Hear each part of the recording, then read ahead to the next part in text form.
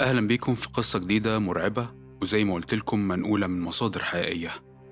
والقصة دي من إعداد المبدعة واللي تعتبر أول المنضمين للقناة هنا، بسملة لبيب.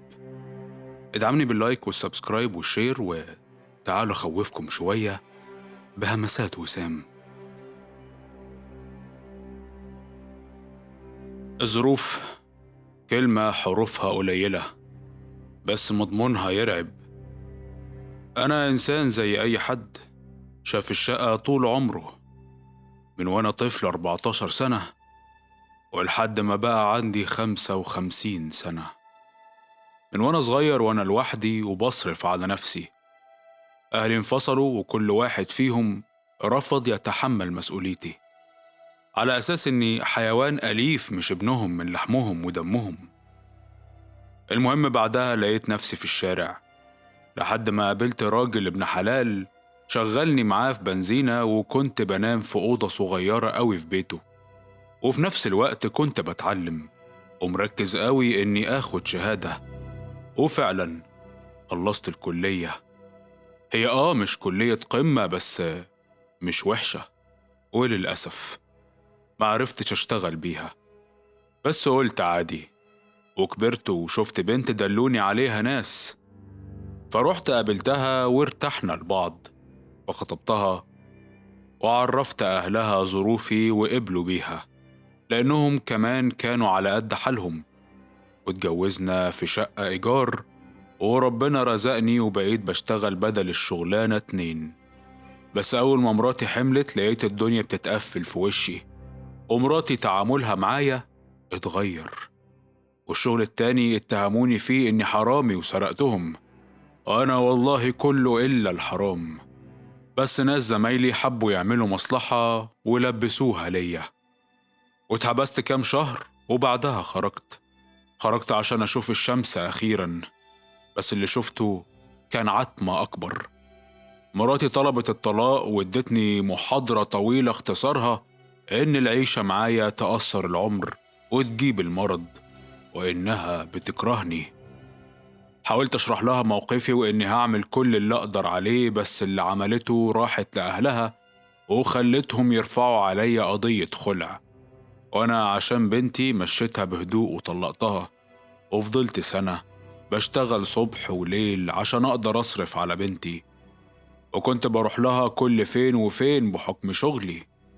وفي يوم لقيت أمها جاية وسايبالي البنت وهي لسه سنة وكام شهر، وبتقولي إنها هتتجوز ومتنازلة عن بنتها، وما سابتليش فرصة أقول لها أي حاجة ومشيت. وأنا بقيت محتاس بين بنتي وشغلي. بقيت أشتغل في مصانع، وأي حد عنده نقلة أروح أطلعها معاه، كل ده وبنتي على ظهري لمدة 15 سنة.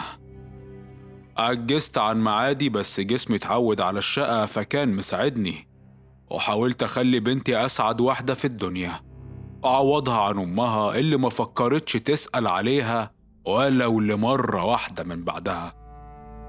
فضلت كده لحد ما جسمي اتخلى عني، جالي مشاكل في ظهري، بس برضه كنت باجي على نفسي، ورغم الألم كنت بنزل وبشتغل، لحد ما وقعت في يوم ورحت المستشفى، وهناك الدكتور قال لي ممنوع إني أفضل واقف حتى لمدة ساعة. ورغم إني طنشت كلامه وحاولت أجي على نفسي، بس ما كنتش بقدر خالص، وبنتي ما كانش ليها غيري.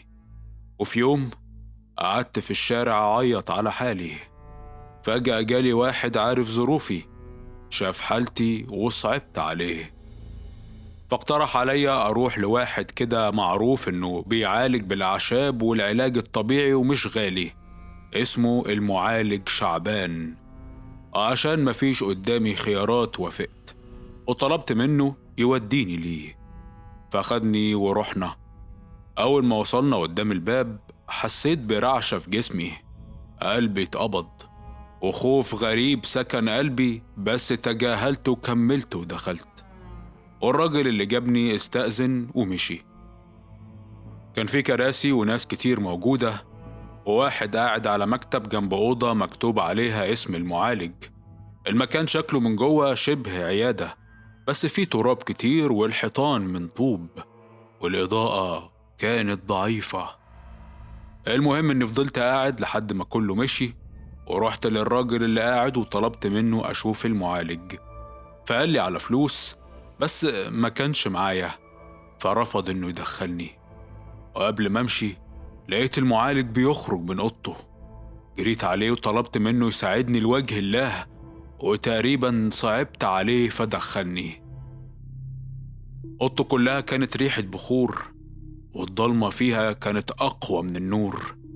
مسافة ما مشيت أول خطوة حسيت إن الجو بقى برد جدا ودخت، بس المعالج خدني من إيدي وقعدني على كرسي وهو بيقول لي: إيه، من شكلك ومشيتك واضح إن اللي عندك تعب جسدي. أنا بصرف على بنتي اللي ملهاش غيري، ووقعت من فترة وظهري اتصاب إصابة كبيرة، والدكتور منعني أتحرك أو أقف، بس ما معيش جنيه، وبنتي بتدرس. ده أنا حتى بقالي يومين بنام من غير أكل عشان هي تاكل. الأكل مش هيقضينا إحنا الاتنين.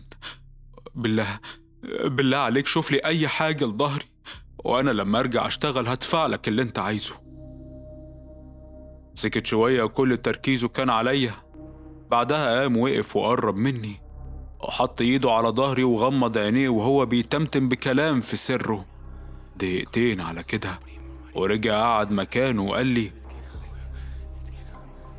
دفعك مش هيبقى بالفلوس، وأنا مش هشفيلك ظهرك، إن الحالة اللي انت فيها لازم لها الراحة مش تدخل مني، وأنا هضمن لك الراحة وفلوس كتير ملهاش عدد، وكل ده بمقابل بسيط.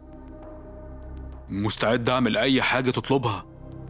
هتشتغل معايا، تجيلي يوم في الأسبوع هديك حاجات تروح تدفنها في المقابر اللي جنبنا، متقلقش التراب هناك تبعنا. هتدخل تفتح قبر هيكون محضره ليك، وتحط اللي هديهولك في الكفن. أول ما قال كده فهمت قصده. هو دجال مش معالج، بيعمل أعمال وسحر. قطع تفكيري وهو بيفتح الدرج اللي جنبه وبيقول لي: عشان تعرف إني مش بقول أي كلام. طلع شنطة سودا من الدرج واداها لي. خدتها منه وفتحتها، لقيتها مليانة فلوس، وللأسف ضعفت أول ما شفتهم ووافقت. وقال لي هاخد أضعاف الفلوس دي، ووقتها تفكيري اتشل. ما قدرتش أفكر في حلال أو حرام وصح وغلط. النفس ضعيفة قوي وأنا إنسان الدنيا جت عليه، فما قدرتش أرفض. فرحت وخدت الفلوس. رحت جبت أكل عمري ما أكلته أنا وبنتي، وحلويات وحاجات كتير. ولما وصلت البيت كانت نايمة. صحتها وشفت فرحتها بالدنيا كلها، فرحة تخليني أعمل أي حاجة عشان أشوفها. وقعدت أرتاح كذا يوم في البيت. بعد كده رحت في معادي للدجال. الساعة كانت 3 بالليل. اتأكدت إن بنتي نامت، فخرجت وقفلت الباب كويس ورحت للدجال في الوقت اللي قال لي عليه. لما رحت المكان لقيته فاضي، وشعبان قاعد وكان مستنيني، وفي ايده كانت شنطة سودا حجمها متوسط. اداها لي في ايدي وقال لي ما تفتحهاش إلا لما تروح المقابر. أول ما مسكتها ضربات قلبي عليت، بس تمالكت نفسي، وأكد عليا قبل ما أمشي أدفن الحاجة اللي في الشنطة مع الجثث وجوه الأكفان. وطبعا معروف اللي فيها أعمال وأسحار. عشان أخلص بسرعة ودماغي ما تفكرش كتير حاولت أتحرك بسرعة. طلعت بسرعة على الترب. بصراحة أنا كنت مرعوب وضميري كان قاتلني، بس كل ما يشتغل أسكته بمنظر بنتي وهي فرحانة. أول ما وصلت شفت التربي واقف على الباب بالكشاف، ومن غير ولا كلمة اداني الكشاف ودخلني، وهو فضل واقف برا يخلي باله من الدنيا. دخلت وأنا حاسس بخطواتي تقيلة، نفسي بيترعش وأنا ماشي وسط القبور في الهدوء المرعب. ورغم كل اللي حصل معايا كنت حاسس بجهد كبير في روحي مش جسمي. فضلت ماشي لحد ما لقيت قبر باين إنه مدفون من قريب والتربي كان مجهزه. التربة طرية وريحة الطين كانت قوية جدا، ويا دوب بعدت الغطا شوية طلعت من جوه روايح كتير أول مرة أشمها، وقدامي كفن شايل جثة. بطني وجعتني من كتر الخوف. ما كنتش متخيل في عمري كله إني أتحط في موقف زي ده، بس كله يهون، كله يهون عشان بنتي. قلبي بيدق بصوت عالي. ركنت الكشاف بزاوية تخليني قادر أشوف كويس، وببطء مديت إيدي وفتحت الشنطة، واللي شفته كان حتت قماش ملفوفة بخيوط كتير ومعاهم صورة، وفي قماشة مكتوب عليها طلاسم وشعر على عروسة لعبة وحاجات تانية ما قدرتش أعرفها عشان ملفوفة بقطن. إيدي اترعشت وأنا بمسك أول عمل. قربت من الكفن وفي إيدي الشمال مسكت الكشاف، وركنت العمل على مفتح حتة من الكفن ناحية الكتف. ما كنتش قادر أبص، فكنت بحاول أبعد عيني على قد ما أقدر. حسيت بهوا تلج خلاني أترعش أكتر ما أنا مش عارف أتمالك أعصابي، وحطيت بسرعة أول عمل، وفي نفس اللحظة سمعت صوت همسات ما كانتش واضحة،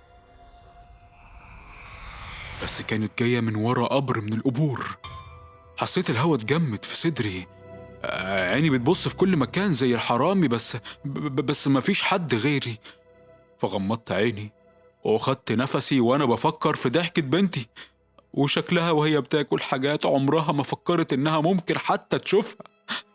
وساعتها روحي اتشفت وحسيت بالهوا رجع من تاني. حطيت باقي الأعمال بسرعة وحاولت أخلع في أسرع وقت ممكن، بس كل ما أحط عمل أحس بحد واقف ورايا ونفسه جاي على رقبتي، والأرض كانت بتتهز من تحتي. وأخيرا خلصت كل اللي في الشنطة، وكنت بقفل أي حتة في الكفن فتحتها، وغطيت القبر وبقيت أحط عليه تراب عشان لو حد من أهله جاي يزوره ما يحسش بأي حاجة. خلصت وبصيت حواليا وأنا ببلع ريقي بصعوبة. مشيت بخطوات سريعة عشان أخرج من الجحيم ده. خرجت وأنا قلبي هيخرج من مكانه من غير ما أبص ورايا، وشفت التربي عند البوابة. رجعت له الكشاف وما بصيتش حتى في وشه، ورجعت لشعبان. دخلت البيت ومشيت على الأوضة. ريحة البخور كانت قوية جدا، وشعبان كان قاعد على كرسي مكتبه عمال يقول كلام في سر وهو مغمض، وفي إيده سبحة خرزها كبير. رحت وقفت قدامه وأنا بحاول أخد نفسي وحاسس بظهري منمل. قلت له بصوت بيطلع مني بالعافية: أنا خلصت، كل اللي في الشنطة اتدفن في الكفن. وقف شعبان إيده اللي بتحرك السبحة، رفع عينه فيا وفضل ساكت لثواني، وبعدها قال لي: كنت محتاج الفلوس دي قوي، مش كده يا أبو هند؟ جسمي اترعش. عارف إزاي اسم بنتي؟ أنا عمري ما قلت له، ولما سألته ما جاوبش عليا، وابتسم ابتسامة خفيفة وقال لي: الحياة هتبدأ تبتسم لك يا عمرو، انت مجتهد وشاطر، وأهم حاجة حبك الكبير لبنتك، وإنك بتنفذ المطلوب بالظبط. مد إيده في الدرج، خرج منه شنطة سودة أكبر من الأولى ب3 4 مرات، حطها قدامه على المكتب وهو بيقول لي: دي فلوسك وحقك في أول يوم شغل ليك، يا عم خد لك أسبوع راحة. خدت الشنطة وفتحتها بسرعة. رزم فلوس إيدي ما مسكتهاش في حياتي. الراجل زي شايف المرار طول عمره، فجأة في ليلة واحدة تجيله فلوس ما شافهاش في حياته. بس رغم ده حاسس بفزع في قلبي، جسمي متلج. وقطع لحظة الهلع دي شعبان وهو بيقول: دي لسه البداية يا أبو هند، أنا بس بنساعد الناس، ما تفكرش إننا بنأذي حد، لا لا لا لا، إحنا بنأذي المؤذي بس، والمكان أمان، اللي بيحمينا أقوى من أي حاجة. عايزك ترتاح عشان الجمعة الجاية يوم مميز جدا، والشغل فيه هيبقى كتير، وتعالى في نفس الميعاد. قمت من غير ولا كلمة. كنت حاسس بتقل في ظهري وصدري، ومعايا الفلوس خبيتها في شنطتي ومشيت، ورجعت البيت على بعد الفجر. دخلت لبنتي وشفتها وهي نايمة، بس وأنا ببص عليها شفت خيال ظاهر قدامي لحد واقف ورايا. عدى بسرعة واختفى مسافة ما بصيت، فخرجت بسرعة ورحت أوضتي. فضلت أقول لنفسي إن ده مجرد إرهاق وتوتر، وكنت تعبان فرميت جسمي على السرير، وللأسف النوم ملقاش في عيني مكان. فضلت كده لحد الصبح ما طلع، عيني تروح في النوم دقايق وأرجع أقوم مفزوع، لحد ما سمعت باب الأوضة بيخبط. قمت أفتح، ما كانش فيه حد. رجعت تاني وقعدت على السرير ووطيت راسي في ضعف وأنا حاسس إني عاجز رغم الفلوس اللي معايا، بس برضه مش مرتاح، حاسس بخنقة. فجأة سمعت بنتي بتصرخ، جريت عليها فقالت لي إنها شافت خيال على شباك الأوضة وحست بحد معاها في الأوضة. حضنتها وطمنتها، فضلت أقول لها إن مفيش حاجة ودي كلها تهيؤات. وعدى اليوم بشكل تقيل جدا ومرعب، وآخر الليل اطمنت إن هند نامت. رحت على أوضتي، دماغي كانت هتنفجر ليلتها، حاسس بشوك في جسمي ونفس ملازمني، وفين وفين على ما عيني راحت في النوم ولقيتني بفتح عيني وسط المقابر.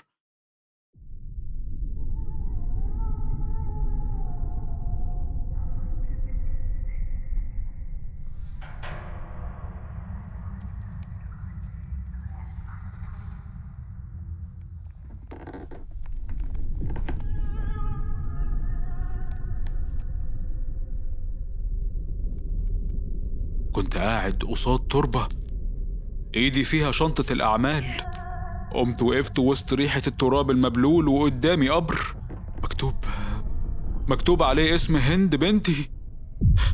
عيني زغللت وقلبي اتنفض، وصوت ضعيف عمال يقول لي: ادفنها ادفنها يا عمرو، ادفن الأعمال بسرعة. صرخت: أدفن إيه؟ ده كفن بنتي هند. تقل جبل حسيته على ظهري، وقعت على الأرض ودماغي لفت بيا. فضلت أضرب بإيدي على الأرض لحد ما فجأة لقيتني بفتح عيني. شهقت من الرعب والعرق كان مالي وشي، قلبي بيدق طبول حرب وإيدي كانت بتترعش. بصيت حواليا في خوف وقمت جريت على أوضة بنت اطمن عليها. بعد ما شفتها خرجت وقفلت الباب وقعدت على الأرض، أخدت نفسي وأنا بعيط وبدأت أفوق. ضميري كسب وأنا خسرت. أنا مش هقدر أكمل ولا هقدر أسامح نفسي وأسكت عن اللي عملته. بنتي الوحيدة ونور عيني، الحاجة الوحيدة اللي مخلياني أفضل عايش وحارب الدنيا والظروف. حسيت إني أخسرها، ما قدرتش أستحمل. حسيت الكابوس زي خنجر في قلبي، إحساس ما يتوصفش فيه بؤس الدنيا كله. وبعد ساعة قمت لبست ورحت للقسم، بلغت عن الدجال والتربي، بلغت عنهم كلهم وعن القبر اللي فيه الأعمال اللي دفنتها بإيدي، وحكيت للضابط كل حاجة. حسيته تعاطف معايا وقال لي إنه هيساعدني عشان بلغت. اتبعتت حملة تفتيش للمقابر واتكشفت بلاوي وأعمال ملهاش عدد، واتقبض على الدجال وعلى التربي كمان. وأنا اتحكم عليا بحكم مخفف، ودفعت كل الفلوس اللي كانت معايا عشان أخرج وأبقى مع بنتي. فلوس حرام راحت عشان أكفر عن ذنبي، ورجعت أدور على شغل يناسب وضعي وظروفي. والدنيا معايا أنا وبنتي بقت غريبة. حسيت إن في حد معانا وإن الهوا تقيل. فرحت الشيخ وجبته البيت وحكيت له كل حاجة. فقال لي إن اللي حصل لي مس لما رحت الترب، ورقاني بالرقية الشرعية أنا وبنتي وحصن البيت، وأكد علينا إننا نلتزم بأذكار التحصين والصلاة والقرآن. وبدأت الحاجات الغريبة تخف مع الوقت، ولحد دلوقتي الخيالات ملازماني، بس كل ثقة في ربنا إن كل حاجة هترجع أحسن من الأول. والحمد لله لقيت شغل وهو كاشير في مطعم، المرتب كويس ومش متعب خالص، وربنا عوضني وجبت لبنتي كل حاجة نفسها فيها، وبقيت بتعالج عند دكاترة كويسين، فاتحسنت بشكل أسرع، ودلوقتي أنا أحسن بكتير. عدت 2 على اللي حصل، اتأكدت فيهم إن اللي بيبعد خطوة عن الحرام ربنا بيعوضه، وعوض ربنا مهما اتأخر بيجي. أنا عوضي كله كان في بنتي اللي شفتها بتكبر قدامي وبتحقق كل أحلامها، والحمد لله أنا راضي كل الرضا. الحياة مش سهلة، بس لو فكرنا هتلاقي إن عمرها ما كانت ولا هتكون سهلة على حد، حتى لو معاه فلوس الدنيا والآخرة. في الأول وفي الآخر هي دار ابتلاء، والجنة تستاهل. المهم إن الإنسان يكون راضي وشايف اللي بيحبهم مبسوطين، وقادر ينام على مخدته بالليل.